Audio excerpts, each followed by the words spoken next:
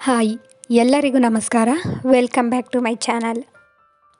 ಖಾರ ಪೊಂಗಲ್ ಒಂದು healthy breakfast ಅಂತಲೇ ಹೇಳ್ಬೋದು. ಸರಳ ವಿಧಾನದಲ್ಲಿ ಹೇಗೆ ಬೇಗ ಮಾಡ್ಕೊಳ್ಳೋದು ಅಂತ ಇವತ್ತಿನ ವಿಡಿಯೋದಲ್ಲಿ ನೋಡ್ಕೊಬರೋಣ ಬನ್ನಿ. ರುಚಿ ಅಂತೂ ಅದ್ಭುತವಾಗಿರುತ್ತೆ. ಬನ್ನಿ ಹಾಗಿದ್ರೆ ಹೇಗೆ ಮಾಡೋದು ಅಂತ ಹೇಳಿ ನೋಡ್ಕೊಬರೋಣ. ಮೊದಲಿಗೆ ನಾನಿಲ್ಲಿ 2 ಗ್ಲಾಸ್ನಷ್ಟು ಅಕ್ಕಿಗೆ 1 ಗ್ಲಾಸ್ನಷ್ಟು ಹೆಸರುಬೇಳೆನ ತೊಗೊಂಡಿದ್ದೀನಿ. ಜೊತೆಗೆ 1 ಹಿಡಿಯಷ್ಟು ಹಸಿ ಅವರೆಕಾಳಿತ್ತು, ಅದನ್ನು ಸಹ ಸೇರಿಸ್ಕೊಂಡಿದ್ದೀನಿ. ಇಷ್ಟನ್ನು ತೊಳೆದು ಕುಕ್ಕರ್ನಾಗೆ ಸೇರಿಸಿ 2 ವಿಜಿಲ್ ಕೂಗಿಸ್ಕೊಂಡಿದ್ದೀನಿ. ಈಗ ಒಗ್ಗರಣೆಗೆ ಒಂದು ಪಾತ್ರೆ ಇಟ್ಟು ಅದಕ್ಕೆ ಕಡಲೆಕಾಯಿ ಎಣ್ಣೆನ ಸೇರಿಸ್ಕೊತಾ ಇದ್ದೀನಿ. ಬೇಕು ಅಂತ ಹೇಳಿದ್ರೆ ತುಪ್ಪನೂ ಸಹ ಸೇರಿಸ್ಕೋಬೋದು. ನನಗೆ ಜಾಸ್ತಿ ತುಪ್ಪನೇ ಇದ್ದರೆ ಅದ್ರ ಫ್ಲೇವರ್ ಇಷ್ಟ ಆಗಲ್ಲ, ಹಾಗಾಗಿ ಕೊನೆಯಲ್ಲಿ 1 ಸ್ಪೂನ್ ತುಪ್ಪ ಸೇರಿಸ್ಕೊತೀನಿ. ಈಗ ಒಗ್ಗರಣೆಗೆ ಎಣ್ಣೆನೇ ಸೇರಿಸ್ಕೊಂಡಿದ್ದೀನಿ. ಎಣ್ಣೆ ಕಾದ ನಂತರ ಇದಕ್ಕೆ ಸಾಸಿವೆನ ಸೇರಿಸ್ಕೊಂಡಿದ್ದೀನಿ. ಇದು ಪ್ಯೂರ್ ಕಡಲೆಕಾಯಿ ಎಣ್ಣೆ ಆಗಿರೋದ್ರಿಂದ ಸ್ವಲ್ಪ ನೊರೆ ಬರುತ್ತೆ. ಜೊತೆಗೆ ಒಂದು 4-5 ಹಸಿಮೆಣ್ಸಿನ್ಕಾಯಿನ ಕಟ್ ಮಾಡಿ ಇಟ್ಕೊಂಡಿದ್ದೆ, ಮತ್ತು ಕರಿಬೇವಿನ ಸೊಪ್ಪು ಸೇರಿಸ್ಕೊತಾ ಇದ್ದೀನಿ. ಮತ್ತು ಒಂದು ಸ್ವಲ್ಪ ಶುಂಠಿನ ಜಜ್ಜಿ ಸೇರಿಸ್ಕೊಳ್ತಾ ಇದ್ದೀನಿ. ಶುಂಠಿದು ಹಸಿ ವಾಸನೆ ಹೋಗೋ ತನಕ ಚೆನ್ನಾಗಿ ಫ್ರೈ ಮಾಡಿಕೊಂಡು ನಂತರ ಜೀರಿಗೆನ ಸೇರಿಸ್ಕೊತಾ ಇದ್ದೀನಿ.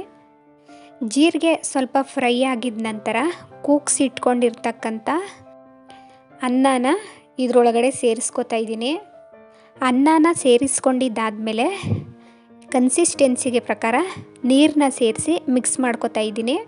ನಾನಿಲ್ಲಿ ಬಿಸಿನೀರ ಕಾಯಿಸಿ ಇಟ್ಕೊಂಡಿದ್ದೆ, ಹಾಗಾಗಿ ಬಿಸಿನೀರನ್ನೇ ಹಾಕ್ಕೊಂಡು ಚೆನ್ನಾಗಿ ಮಿಕ್ಸ್ ಮಾಡ್ಕೊತಾ ಇದ್ದೀನಿ. ತೆಳ್ಳಗೆ ಬೇಕು ಅಂದರೆ ಸ್ವಲ್ಪ ನೀರನ್ನ ಜಾಸ್ತಿ ಹಾಕ್ಕೊಂಡು ತೆಳುವಾಗಿ ಮಾಡ್ಕೊಬೋದು, ಅಥವಾ ಸ್ವಲ್ಪ ಗಟ್ಟಿನೇ ಇರಲಿ ಅಂತ ಹೇಳಿದ್ರೆ ಗಟ್ಟಿಯಾಗೂ ಸಹ ಮಾಡ್ಕೊಬೋದು. ನೀರನ್ನ ಸೇರಿಸಿ ಚೆನ್ನಾಗಿ ಮಿಕ್ಸ್ ಮಾಡ್ಕೊತಾ ಇದ್ದೀನಿ. ನಾನು ಇದಕ್ಕೆ ಈಗ ಒಂದು ಅರ್ಧ ಸ್ಪೂನಷ್ಟು ಅರಿಶಿನ ಸೇರಿಸ್ಕೊತಾ ಇದ್ದೀನಿ.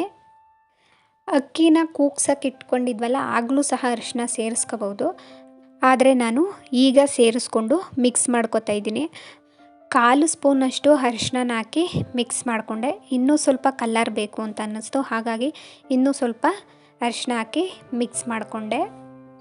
ನಾನಿಲ್ಲಿ ಹಸಿ ಅವರೆಕಾಳು ಇತ್ತು ಅಂತ ಹೇಳಿ ಹಸಿ ಅವರೆಕಾಳನ್ನೂ ಸಹ ಸೇರಿಸ್ಕೊಂಡಿದ್ದೀನಿ. ಬೇಕು ಅಂದರೆ ಹಸಿರು ಬಟಾಣಿನೂ ಸಹ ಸೇರಿಸ್ಕೋಬೋದು, ಇಲ್ಲ ಅಂತ ಹೇಳಿದ್ರೆ ಸ್ಕಿಪ್ ಕೂಡ ಮಾಡ್ಬೋದು. ಹಾಕಲೇಬೇಕು ಅಂತ ಏನಿಲ್ಲ, ಇದ್ದರೆ ಹಾಕೋಬೋದು ಅಷ್ಟೇ. ಜೊತೆಗೆ ಗೋಡಂಬಿನೂ ಸಹ ಸೇರಿಸ್ಕೋಬೋದು. ನಮ್ಮ ಮನೆಯಲ್ಲಿ ಗೋಡಂಬಿ ಇರಲಿಲ್ಲ, ಖಾಲಿ ಆಗಿತ್ತು, ಹಾಗಾಗಿ ನಾನಿಲ್ಲಿ ಗೋಡಂಬಿನ ಸೇರಿಸಿಲ್ಲ. ಅರಿಶಿನ ಚೆನ್ನಾಗಿ ಮಿಕ್ಸ್ ಮಾಡ್ಕೊಂಡಿದ್ದಾದಮೇಲೆ ತೆಂಗಿನ ತುರಿ ಮತ್ತು ಕೊತ್ತಂಬರಿ ಸೊಪ್ಪನ್ನ ಸಣ್ಣ ಸಣ್ಣದಾಗಿ ಹೆಚ್ಚಿಟ್ಕೊಂಡಿದೆ, ಅದನ್ನು ಸೇರಿಸಿ ಮಿಕ್ಸ್ ಮಾಡ್ಕೊತಾ ಇದ್ದೀನಿ. ಈ ಖಾರ ಪೊಂಗಲ್ಲು ಒಂದೊಳ್ಳೆ ಹೆಲ್ದಿ ಬ್ರೇಕ್ಫಾಸ್ಟ್ ಅಂತಲೇ ಹೇಳ್ಬೋದು. ಕಿಚಡಿ ಅಂತನಾದರೂ ಕರಿಬೋದು. ಮಕ್ಕಳು ತುಂಬ ಇಷ್ಟಪಟ್ಟು ತಿಂತಾರೆ, ತುಂಬಾ ರುಚಿಯಾಗಿರುತ್ತೆ. ಅದು ಅಲ್ಲದೆ ಆರೋಗ್ಯಕ್ಕೂ ಕೂಡ ತುಂಬಾ ಒಳ್ಳೆಯದು. ನಾವು ಇದಕ್ಕೆ ಸೇರಿಸಿರುವಂಥ ಇಂಗ್ರೀಡಿಯೆಂಟ್ಸು ಕೂಡ ಆರೋಗ್ಯಕ್ಕೆ ಪೂರಕವಾಗಿರೋದೇ. ಈಗ ಮೆಣಸನ್ನ ಕುಟ್ಟಿ ಪುಡಿ ಮಾಡಿ ಇಟ್ಕೊಂಡಿದ್ದೆ, ಅದನ್ನು ಸೇರಿಸ್ಕೊತಾ ಇದ್ದೀನಿ. ಮೆಣಸನ್ನ ಹಾಗೆ ಹಾಕೋದ್ರಿಂದ ಮಕ್ಕಳು ತಿನ್ನಲ್ಲ, ಸೈಡ್ಗೆ ಇಟ್ಬಿಡ್ತಾರೆ, ಹಾಗಾಗಿ ಈ ಥರ ಕುಟ್ಟಿ ಪುಡಿ ಮಾಡಿ ಸೇರಿಸ್ಕೊಳ್ಳೋದ್ರಿಂದ ಅವ್ರಿಗೆ ಮೆಣಸು ಹಾಕಿದ್ದಾರೆ ಅನ್ನೋದೇ ಗೊತ್ತಾಗಲ್ಲ, ತಿನ್ಕೊಳ್ತಾರೆ. ಈಗ ನಾನು 1 ಸ್ಪೂನಷ್ಟು ತುಪ್ಪನೂ ಸಹ ಸೇರಿಸ್ಕೊಂಡು ಮಿಕ್ಸ್ ಮಾಡ್ಕೊತಾ ಇದ್ದೀನಿ. ತುಪ್ಪದ ಫ್ಲೇವರ್ನ ಇಷ್ಟಪಡೋರು ಒಗ್ಗರಣೆಗೆ ಎಣ್ಣೆ ಬದಲು ತುಪ್ಪನೇ ಹಾಕ್ಕೊಂಡು ಮಾಡ್ಕೋಬೋದು. ನಾನು ಡೈರೆಕ್ಟಾಗಿ ತುಪ್ಪ ತಿನ್ನೋದಿಲ್ಲ, ಹಾಗಾಗಿ ಈ ಥರ 1 ಸ್ಪೂನಷ್ಟು ಮಾತ್ರ ಸೇರಿಸ್ಕೊಂಡ್ರೆ ತುಪ್ಪ ಹಾಕಿದ್ದೀವಿ ಅಂತ ಗೊತ್ತಾಗೋದಿಲ್ಲ, ಹಾಗಾಗಿ ಈ ಥರ ತುಪ್ಪನ ಯೂಸ್ ಮಾಡ್ತೀನಿ. ಇನ್ನು ನಾನು ಸ್ಟೀಲ್ ಪಾತ್ರೆನ ಇಟ್ಟಿರೋದ್ರಿಂದ ಈ ಥರ ಆಗಾಗ ಮಿಕ್ಸ್ ಮಾಡ್ಕೊತಾ ಇರಬೇಕು, ಇಲ್ಲ ಅಂತ ಹೇಳಿದ್ರೆ ತಳ ಹಿಡಿದ್ಬಿಡುತ್ತೆ. ಒಂದು 5 ನಿಮಿಷ ಸಣ್ಣ ಹುರಿನಲ್ಲಿ ಬೇಯಿಸ್ಕೊತಾ ಇದ್ದೀನಿ. ನಾನು ಅಕ್ಕಿನ ಕೂಗಿಸ್ಕೊಂಡಾಗೇ ಅದಕ್ಕೆ ಸ್ವಲ್ಪ ಉಪ್ಪನ್ನ ಹಾಕಿ ಕೂಗಿಸ್ಕೊಂಡಿದ್ದೆ.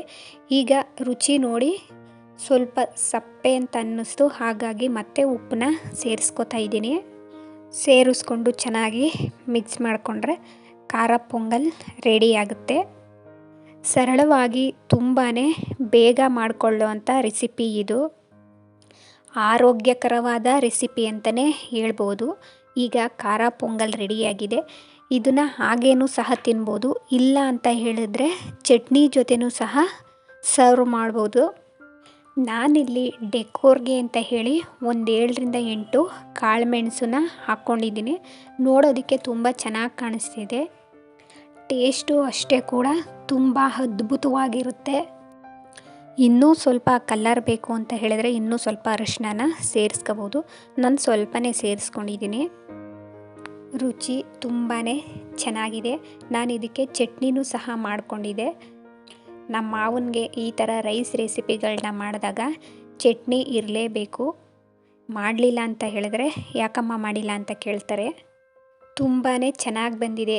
ನೀವು ಈ ವಿಧಾನದಲ್ಲಿ ಒಂದು ಸಲ ಟ್ರೈ ಮಾಡಿ ಹೇಗೆ ಬಂದಿದೆ ಅಂತ ಹೇಳಿ ಕಮೆಂಟ್ ಮಾಡಿ ತಿಳಿಸಿ.